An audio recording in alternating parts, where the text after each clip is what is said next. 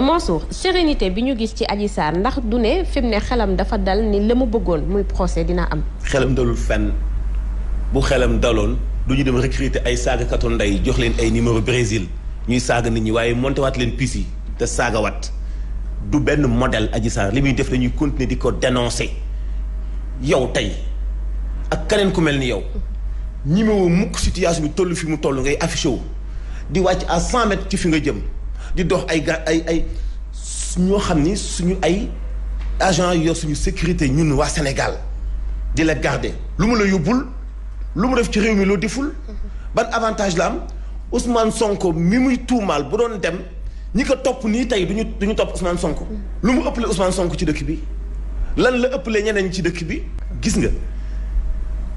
dëgg kenn du ko suul gis nga boo xante ci séntu weer bu amee ña nekk ci pénc ma di séntu dañoo naa fekk ku nekk sa bopp ba fi taxawee di nga séntu weer dëgg ji aajuwul jeexat heure bi daaw kan moo la waxoon di nga toogaat ba avril 2022 te Adji Sarr amul doom kan moo la ko waxoon ah waaye dañu bàyyi caaxaan waaye dañu wax ci dundu gu seer bi waaye te bu non c'est une honte kon Mansour ñu wax ci leneen